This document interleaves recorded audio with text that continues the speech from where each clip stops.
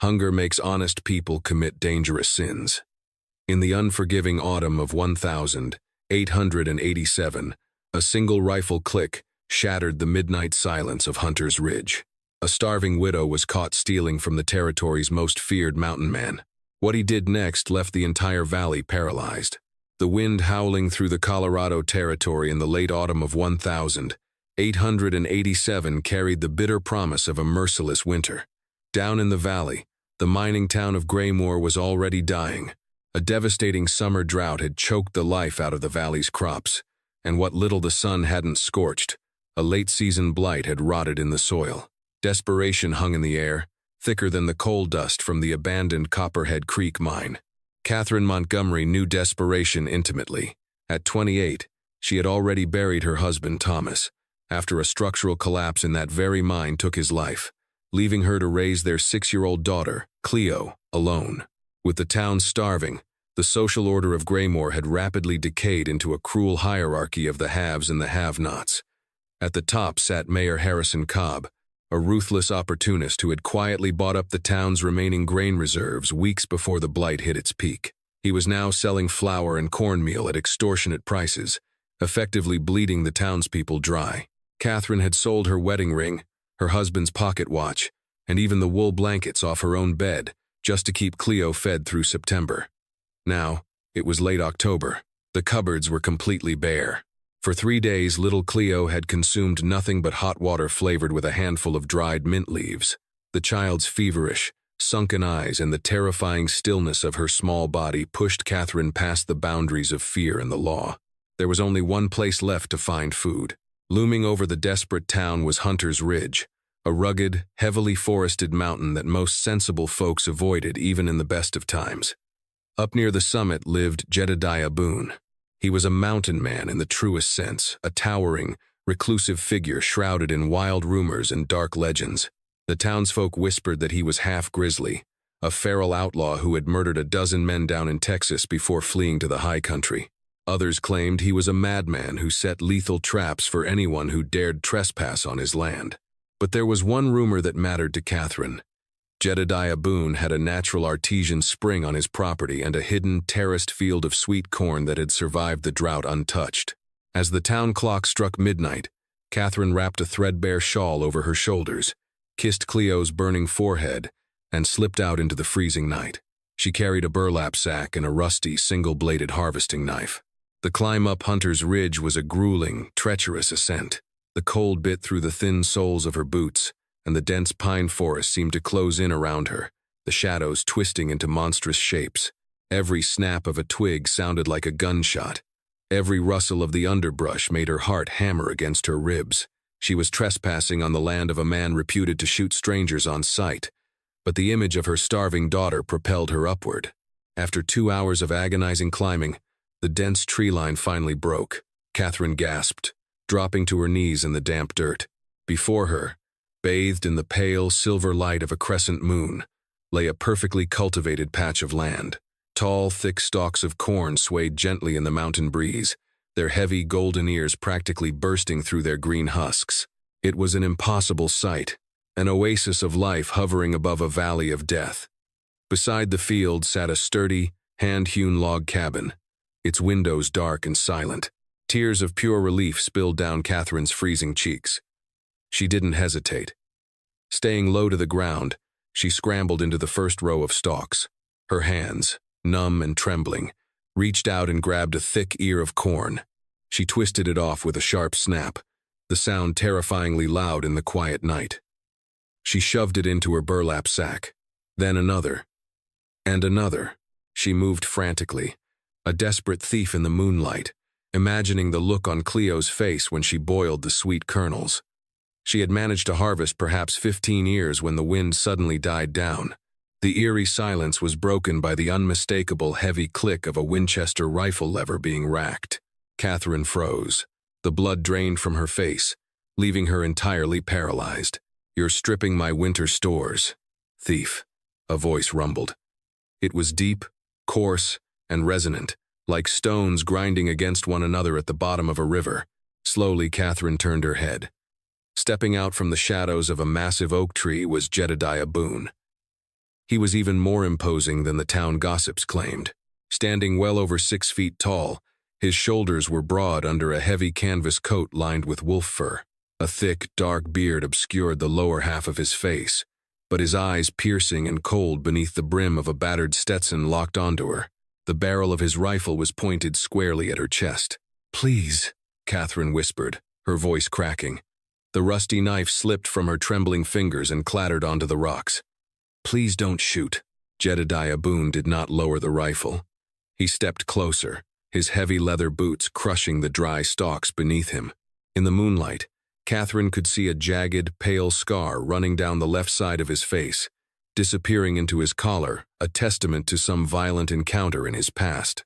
"Folks in Graymore know better than to climb Hunter's Ridge," Jedediah said, his tone devoid of anger, yet heavy with a quiet, terrifying authority. "You know what I do to trespassers?" Catherine fell to her knees, the damp earth soaking through her skirts. She threw the half-full burlap sack toward him. It landed with a heavy thud at his boots. "I know," she sobbed, abandoning any attempt at bravery. The sheer exhaustion and terror broke her completely. "I know who you are, Mr. Boone. Shoot me if you must. Take me down to Sheriff Higgins and let them hang me for a thief. But I beg of you, as a Christian man, please take that sack of corn down to the valley, the cabin at the end of Elm Street. My daughter, Cleo, she's 6 years old, and she hasn't eaten a solid meal in a week. She is dying. Punish me, but please, let my little girl live." She bowed her head, squeezing her eyes shut, waiting for the blast of the rifle or the rough hands of a murderer dragging her away. She prayed that Mayor Cobb or the sheriff would at least find the corn and have the decency to give it to her child. For a long, agonizing minute, there was only the sound of Catherine's ragged breathing and the wind rustling the stalks. Then, she heard the soft clack of the rifle hammer being eased down. "Get up," Jedediah ordered gruffly. Catherine opened her eyes, trembling, and slowly pushed herself to her feet. Jedediah was no longer aiming the gun at her. He slung the Winchester over his broad shoulder and bent down to pick up her burlap sack. He didn't dump the corn out. Instead, he turned his back on her and walked toward his dark cabin. "Wait here," he tossed over his shoulder. Catherine stood shivering in the field, utterly bewildered. Was he getting a rope? Was he fetching a lantern to march her down the mountain? Her instincts screamed at her to run into the woods, to flee into the darkness, but her legs refused to obey. 5 minutes later, the heavy oak door of the cabin opened. Jedediah emerged, carrying her burlap sack, but it was now visibly bulging and incredibly heavy. He walked back to her and unceremoniously dropped the sack at her feet. It landed with a dense, heavy thud that sounded entirely unlike corn. Catherine stared at it, confused. "Corn ain't enough to break a deep starvation fever," Jedediah said quietly, refusing to meet her eyes. He reached into his coat pocket and pulled out a small, glass jar filled with dark amber liquid. "There's 3 pounds of dried venison in there, a sack of flour, pinto beans, and some salted pork. You boil the meat down into a broth first. Feed the girl the broth before you give her the heavy stuff, or her stomach will reject it. And give her a spoonful of this honey for the fever." Catherine stared at the towering, supposedly bloodthirsty mountain man. Her mind struggled to comprehend the reality before her. The beast of Graymore wasn't handing her over to the law. He was outfitting her with a king's ransom of provisions. I don't understand," Catherine stammered, tears springing to her eyes anew.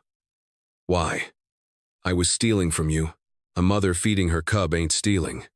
It's surviving," Jedediah muttered, shifting his weight uncomfortably. He looked out over the valley, his hardened features softening for a fraction of a second.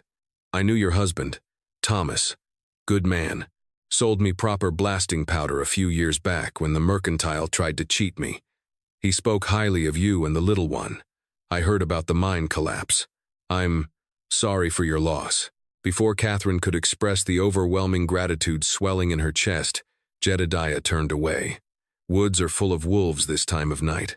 I'll walk you down to the timberline." The journey down the mountain was silent.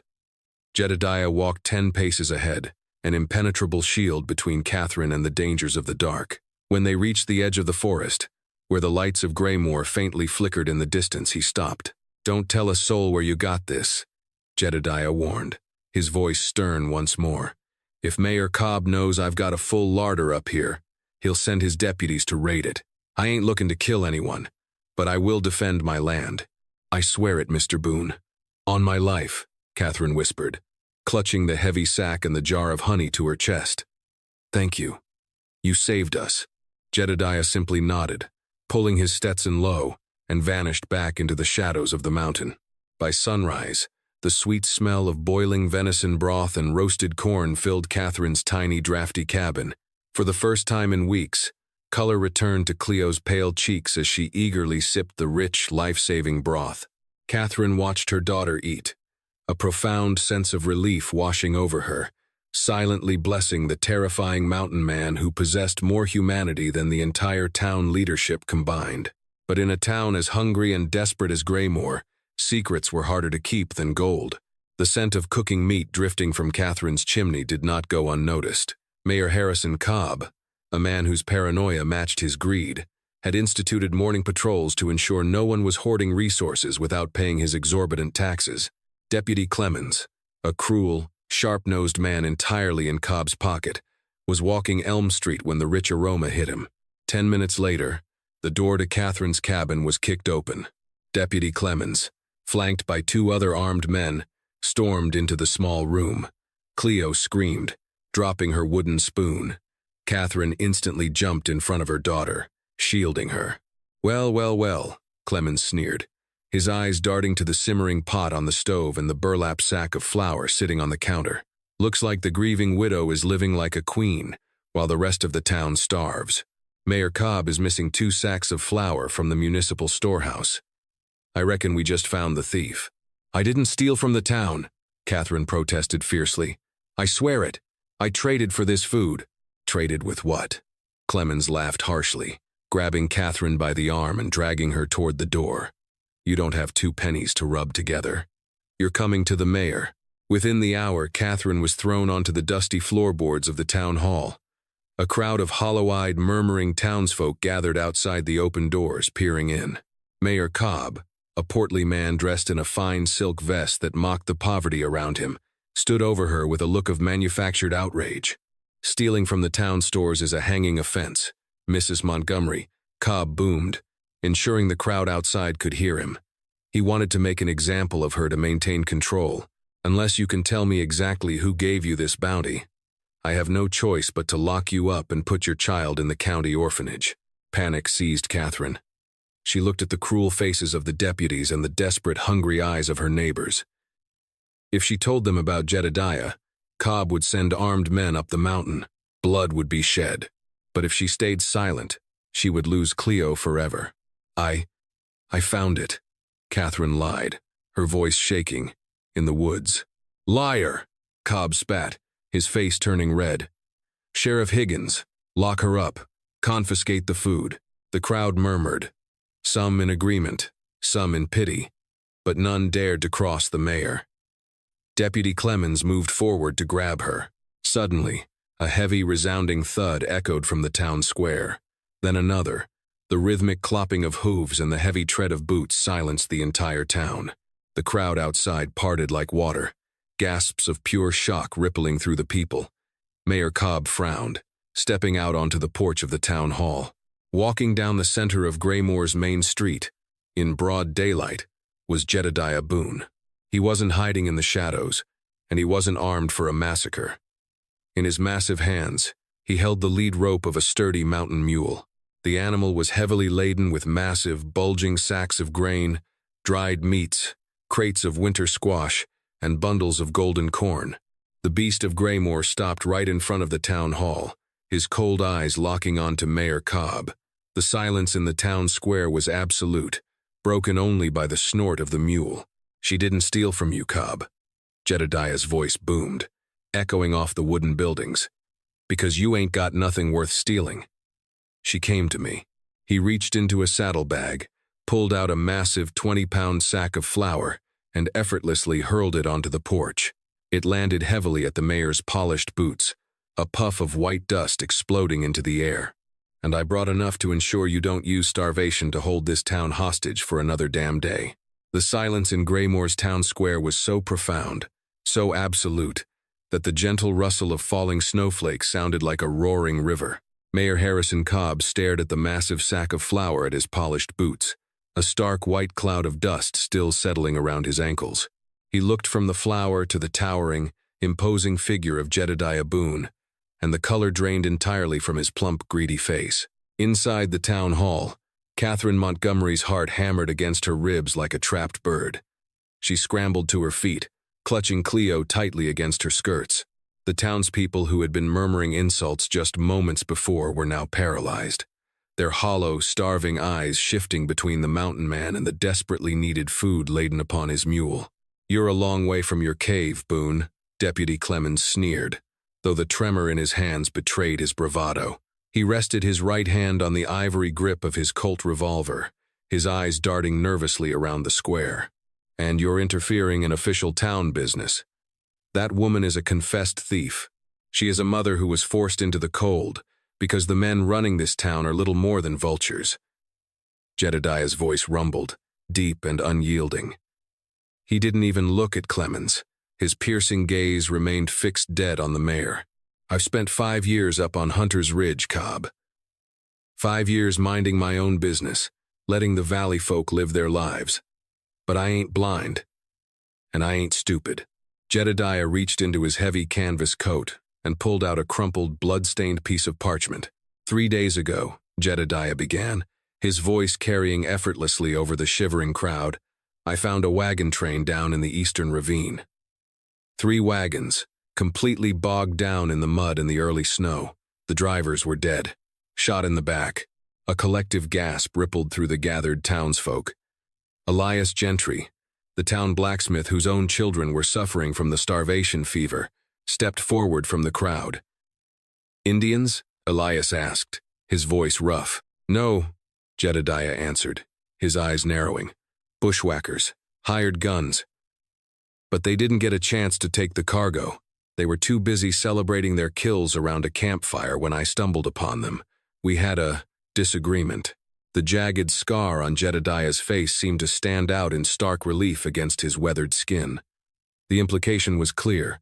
The hired killers were dead. Jedediah walked to the side of his mule and unbuckled a heavy leather strap. He pulled down a wooden crate and pried the top off with one massive gloved hand.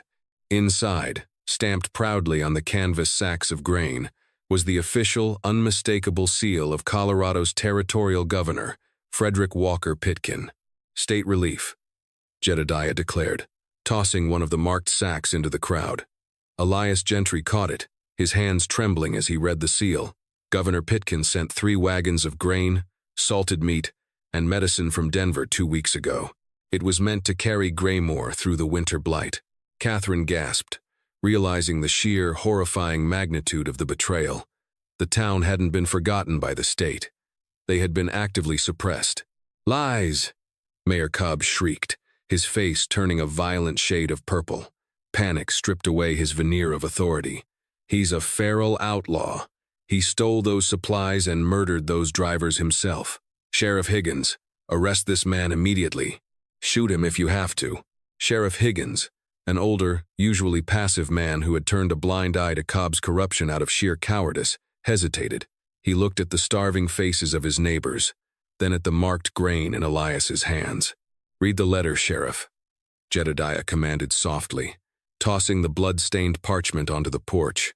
Higgins slowly walked forward, picked up the paper, and unfolded it.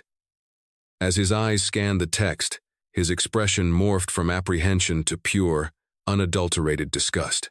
"It's a bank draft from the Denver Mining Exchange," Higgins read aloud, his voice shaking with anger. "Authorized by Mayor Harrison Cobb, paid to a man named Silas the Rat Jenkins. The note says, keep the wagons in the ravine until the first freeze. When the town is desperate enough, I will buy my own grain back from you at a discount and sell it at a premium." Chaos erupted.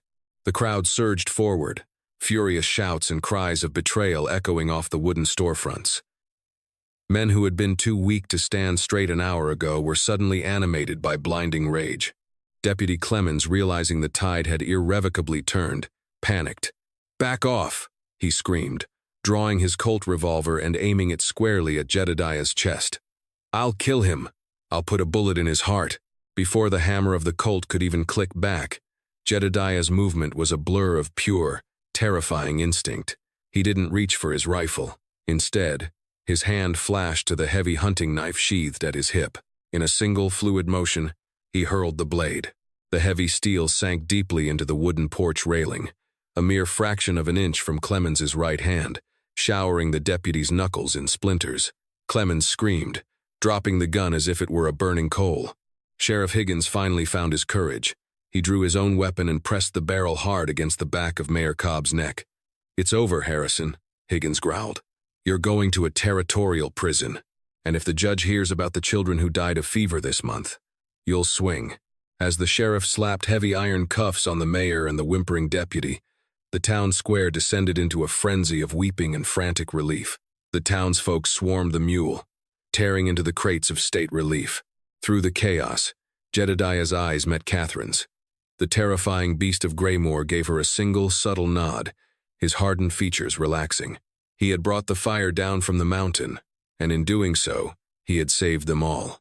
Winter hit Graymoor with a vengeance 2 days later, burying the valley under 3 feet of blinding white snow. But inside the cabins of Elm Street, fires roared in the hearths, and the smell of boiling pinto beans and roasting cornmeal kept the bitter cold at bay. With Cobb locked in the jailhouse awaiting transport to Denver, Sheriff Higgins took temporary charge of rationing the governor's supplies. Nobody starved. Jedediah Boone did not return to Hunter's Ridge. Knowing the hired gun's associates might come looking for revenge, the Mountain Man pitched a heavy canvas tent behind Catherine's small cabin, standing as a silent, vigilant sentinel over the town. At first, Catherine was terrified of her proximity to him. Despite his heroic actions, Jedediah was a man of terrifying capability and haunted silences. He spoke little, chopped massive cords of wood for her stove with frightening ease, and spent his nights sitting awake with his Winchester resting across his lap. But as the deep freeze of December settled in, the frost between them began to thaw. One evening, while a blizzard raged outside, Catherine invited him into the cabin to eat. She had taken the dried venison he originally gave her and turned it into a rich, thick stew with root vegetables. Jedediah sat awkwardly at her small wooden dining table, his massive frame making the furniture look like children's toys. Cleo, no longer sickly but full of a 6-year-old's boundless curiosity, crawled up onto the bench beside him. "Are you really a bear?" Cleo asked innocently, pointing a sticky finger at his thick dark beard. Catherine gasped, rushing forward with a dishcloth. "Cleo Montgomery, mind your manners." "I am so sorry, Mr. Boone." To Catherine's utter shock, a low rumbling sound emanated from Jedediah's chest. It took her a moment to realize it was a laugh, rusty, unused but genuine. "No, little one," Jedediah smiled, his cold eyes crinkling warmly at the corners. "But I've wrestled a few in my time. They smell worse than I do." He reached into his deep pocket and pulled out a small piece of whittled pine. It was a perfectly carved little horse. He placed it gently on the table in front of Cleo. From that night on, the dynamic shifted. Jedediah became a fixture in their home. Catherine learned the truth behind the terrifying legends. He wasn't a feral outlaw. He was a former Texas Ranger. Years ago, while he was away tracking rustlers, a gang of outlaws had burned his ranch, taking his wife and infant son from him. The jagged scar on his face was from his reckless, violent crusade to hunt down every last man responsible. When the blood was finally washed from his hands, the grief had driven him into absolute isolation on Hunter's Ridge. "I came up to that mountain to become a ghost," Jedediah told Catherine late one night by the hearth, the firelight dancing across his scarred cheek. "I figured if I stayed away from people, I couldn't fail them again." Catherine reached out, her delicate, calloused hand gently covering his massive, scarred one. "You didn't fail us, Jedediah. You came down from the mountain when it mattered most. You brought us back to life." As the brutal winter wore on, their bond deepened into something profound and unbreakable. It wasn't the fiery, passionate romance of cheap dime novels. It was a quiet, desperate love forged in the crucible of survival. They found solace in their shared grief. Catherine mended his heavy coats and baked him sweet bread.